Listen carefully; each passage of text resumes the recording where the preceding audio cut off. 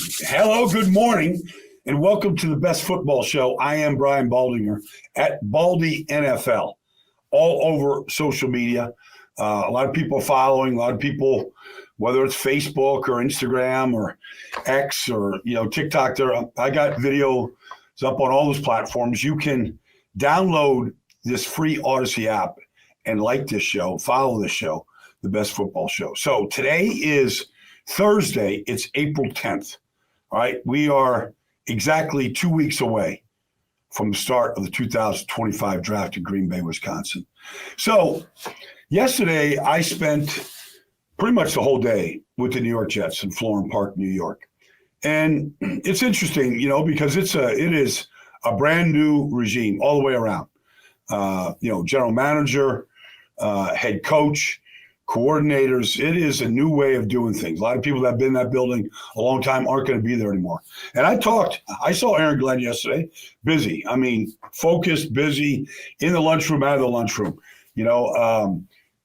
focused. They have begun off-season workouts and their whole program. New coach, you can start 2 weeks before everybody else. So they had 60 players. At least 60 players. Parking lot was full yesterday in there working out. Justin Fields, part of that 60 right now. And so I think there's, these mock drafts. Look, let me just tell you something. All right. These general managers, these coaches, these teams, they watch these mock drafts. There's no question. And so I talked to some personnel people there with the Jets. And there's just, there's some people that they have – that they kind of constantly see sort of addressed to the Jets in these mock drafts. And I talked to some of these personnel people about what they might do. I'm just saying two things to keep in mind. One, I think they have flexibility with the offensive linemen that they now currently have that can put their best five on the field. That's what it's about, putting their best five. Doesn't preclude them from drafting an offensive lineman with either the 7th pick, the 42nd pick, or the 73rd pick. That's what they currently have right now. But I think the emphasis right now on April 10th is to help Justin Fields out as much as possible. Now, that's not earth-shattering. That's not really news-breaking. But I mean like a real receiving type weapon. They have one legitimate receiver on their team. They signed Diami Brown, and they've got Malachi Corley they drafted last year. They've got one legitimate target right now for Justin Fields. All right. And Garrett Wilson, they really lack firepower. Jeremy Ruckert is the one tight end right now. They signed Stone Smart from the Chargers. He has never done much, had a couple moments there last year. Like they lack firepower right now. You can look at their running back situation and go, all right, Breece Hall, Braylon Allen, you can look at Isaiah Davis. You can look at the running back room and go, that's pretty good depth. But just think, all right, Justin Fields coming in, and they want to give him every chance to be successful. So think about that when you start your mocks, you start looking what might happen 2 weeks from now with the 7th pick. They need a big time target. Now, that's the Jets. It's a new way of doing business. You can feel it in the room. Aaron Glenn, his staff, like it's a new way of doing business. So, and remember, Aaron and Tanner Inkstrom, the new offense coordinator, et cetera, they come from Detroit where they took a moribund, dead franchise and they turned it around. All right. Coaching, smart decisions, good drafting. This is where the Jets want to get. They want to use Detroit as a big part of their model. Steve Wilkes has been a long-time defense coordinator, a long-time head coach, running the defense. Okay. Let's get to my big board because I'm going to be working for the NFL Network during the entire draft process. A lot of pre-draft shows I'll be on today, Path to the Draft. I'll be doing draft analysis on Saturday, April 26th. I'll be on the NFL Network talking about a lot of these guys. So I've studied pretty extensively the top 100 players. All right. And I've got another 100 to go lot quicker here in the last 2 weeks. All right, I'm not going to get to 250, but I'll get to 200 players. So in any draft, I don't care if it's 2011, which is legendary, Cam, J.J. Watt. I mean, you just go on and on Von Miller. You go on in 2011. This is not a 2011 draft. I don't believe there's 6 Hall of Famers in this draft. But I think it's a very good draft. I think it's a very good draft for defensive line. I've been saying that since I went to the Senior Bowl and I was down the field in the drills with Mike Tomlin and Mike Vrabel and a bunch of guys evaluating these players. This is a very deep and talented defensive line draft. And it's going to be reflected in 2 weeks from tonight when you see as many as 8 or 10 defensive linemen, counting edge rushers, defensive ends, defensive tackles. We might see 8 to 10 all go in the first round. Remember last year, the first defensive lineman taken was Laiatu Latu by the Indianapolis Colts with the 16th pick. It was offense and quarterbacks. That's not this draft. So what I've done here, because in any draft, you never have 32 first-round picks. Never. In a good draft, you might have 24 with the first-round grade. If you go and look at Our Lads, you look at anybody that does this for a living. Rarely, in Our Lads, basically first-round pick is a grade of 9 points or above is a first-round pick. They never have 32. I think this year there might be between 14 and 18 first-round picks. All right. So what I've decided to do is create a tier, Baldy's tier. All right. And the first tier are the difference makers. And I think these are, because if I go back before I get to my top difference makers, if you go back in any draft, and it's a good exercise, you're going to see generally, not always, but generally, 10 great players. You're going to see 10 starters that are good players. And you might see as many as 10 busts. Pick a draft, any draft, go through it. And the busts are injuries that guys never really got out of the gate, always coming back from an injury, can't stay healthy. That happens. It's football. Everybody gets hurt. It can be, it could be Sam Darnold going to the Jets, going to Carolina, and it's just a bad organization, a bad fit, instability, general manager, coach changes, can't build the team the right way. Carolina in constant turmoil, gets to San Francisco for a year, kind of sees what the NFL is all about, learns from a lot of good coaches, goes to Minnesota, has a breakout year. Baker Mayfield, blah, blah, blah. You can just go through. And so sometimes it's not the player, it's the organization, it's the fit. There's a lot of reasons why players flame out. Sometimes they get a second or third chance, and it works out good for them. So let's get to my difference makers, because I've had a chance to actually meet a lot of these players during these pro days over the last 2 or 3 weeks. So really, in any particular order, like Travis Hunter is my best player in this draft. He's the biggest difference maker to me. And I'll be surprised if Cleveland, picking number 2, doesn't take Travis Hunter. This is because I think the day one Travis Hunter improves 2 positions for your football team. He's going to improve your receiver position and your passing game, and he's going to improve your defense. There's no other player like this. There's no other comp. In fact, I was at Travis Hunter's I was at Colorado last Friday, April 4th, and Champ Bailey came up to me. When Champ Bailey came out of Georgia, he wasn't quite Travis Hunter, but he was a dual threat player that could play both ways and did for a little bit in this league, became a Hall of Fame defensive back, kind of moonlighted a little bit on offense, but not much. Travis Hunter is built for this, and it starts with his conditioning level. The guy just simply doesn't fatigue. You go back to his first game ever at Colorado, at TCU coming off a national championship loss the year before to Georgia. The team has got a lot of good players. He goes into Fort Worth on September 2nd. All right, I've done a lot of games at TCU in September and late August. Believe me, it's never less than 100 degrees at kickoff, ever. In 100-plus degree heat and Texas humidity, he played 140 snaps. All right, both sides of the ball. Picked off TCU down the goal line, helped win the game for them, iced the game late with a 43-yard go route, to really give the Colorado Buffaloes a huge upset. Huge upset.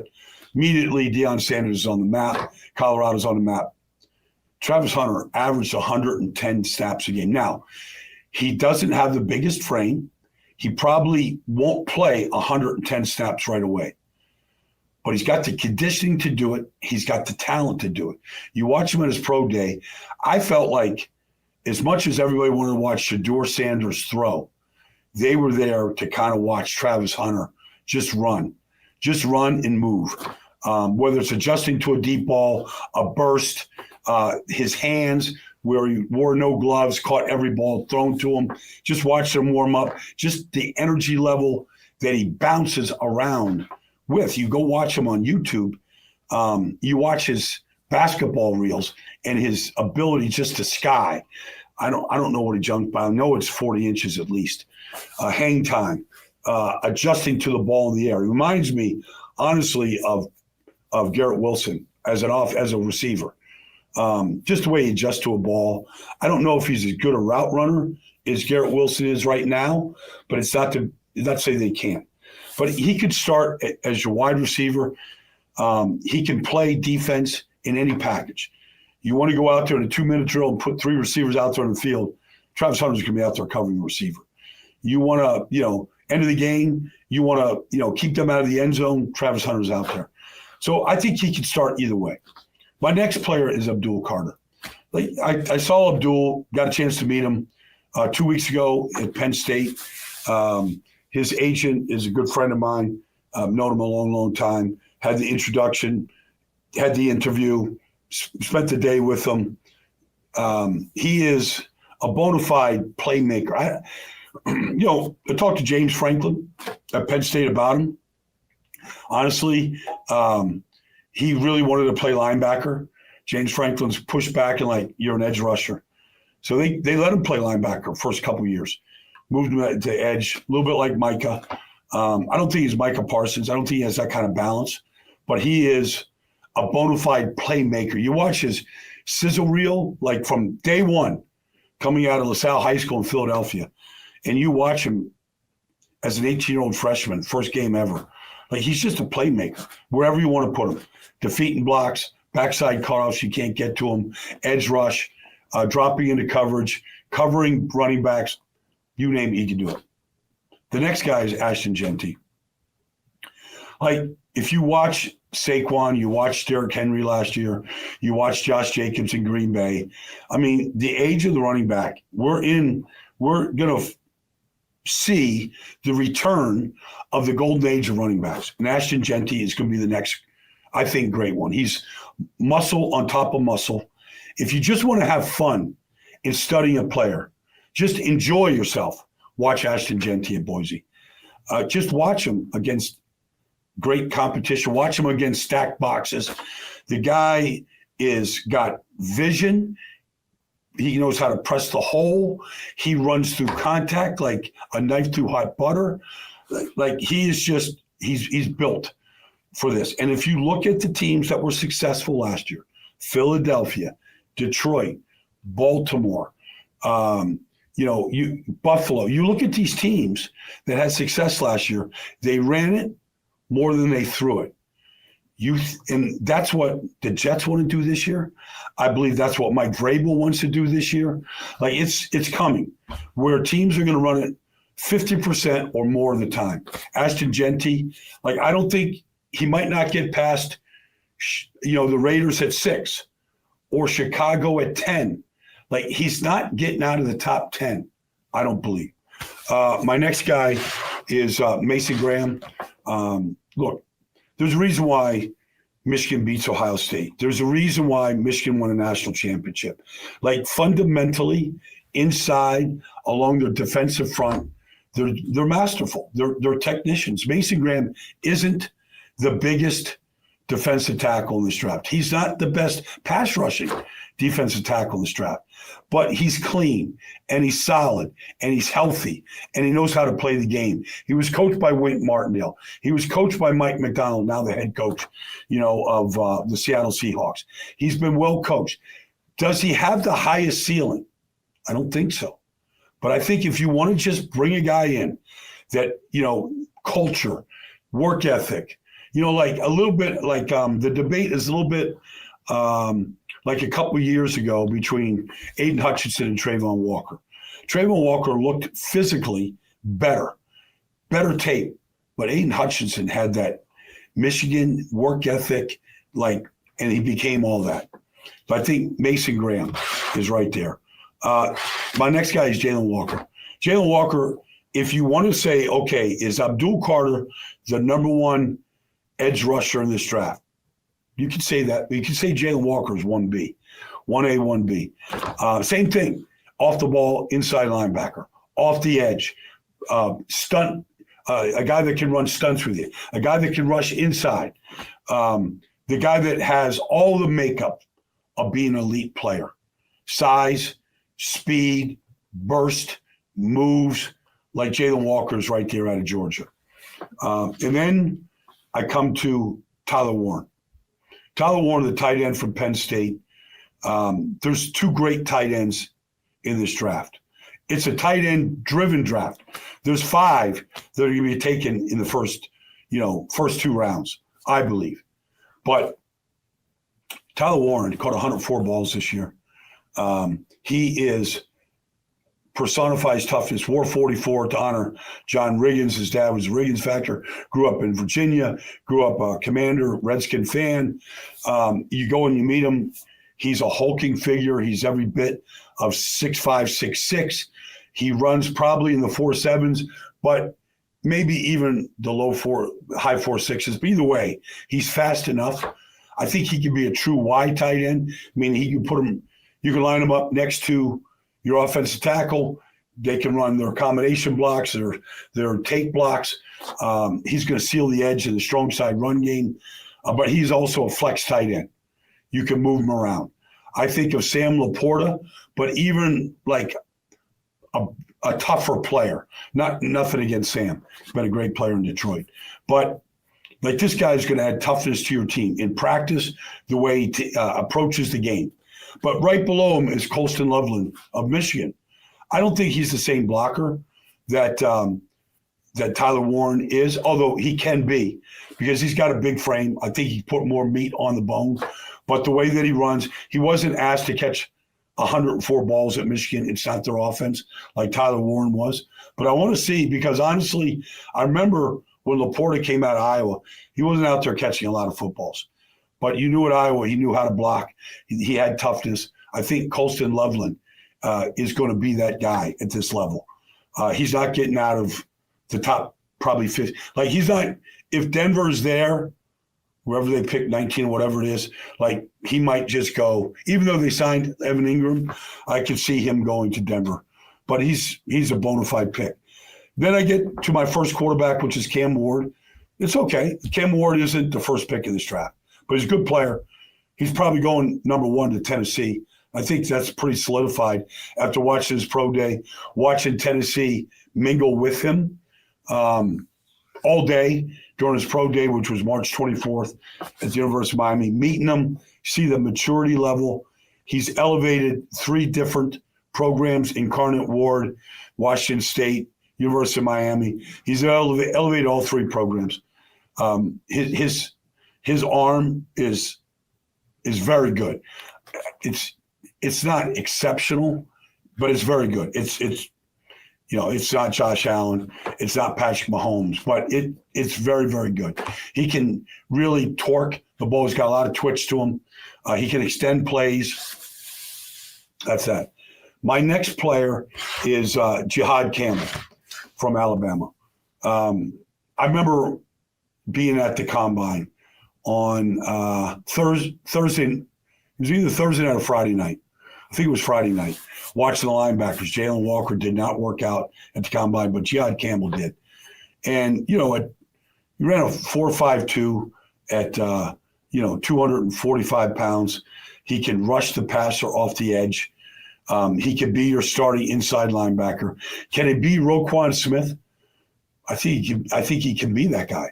I think he can be that, that inside linebacker, sideline to sideline, chase everything down, but also give you pass rush ability, whether it's on a blitz, whether it's off the edge, whether it's a pass rush specialist and third downs. Like, he's going to get, like, you have to figure out how to use him because there's a lot of talent there and a lot of ability there. My next player is my first offense lineman, and that's Will Campbell. Enough with the short arms. Rashawn Slater, Matt Light. Like, I can go through guys that played left tackle in this league that are at or near the arm length of Will Campbell. The guy wins with his feet. His hands are exceptional. The guy stays on his feet. He's not on the ground. As an 18-year-old freshman, he went up against Will Anderson in Alabama, played just fine, becomes the defensive player of the year. His second year, he goes up against Jared Verse, last year's defensive player of the year. All those guys have great length and great ability. He didn't seem to have much trouble blocking those guys. Will Campbell is, to me, is going to be the first offensive lineman off the board. And then my last guy is at number 11, okay, is what I think is the second best corner in this draft and maybe the best pure corner in Jahdae Barron out of University of Texas. The tape is exceptional. The ability, running in the 4.4s, going up against those Texas receivers every day in practice, whether it's Matthew Golden this year, Isaiah Bond, Xavier Worthy, like just going up and competing every day in practice against those guys. But then can he play in the slot? Absolutely. Can he go outside wide? Absolutely. Can he be your star corner? Absolutely. Can he play in the box almost like a Brian Branch at Detroit? No question. So those are my difference makers.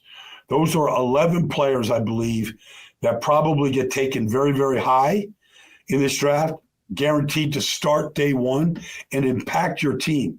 These are difference makers. All right. Now, not to say that my next tier that's coming out, I call them no fear. You have no fear drafting these next tier players. I'll get to them in the next football show.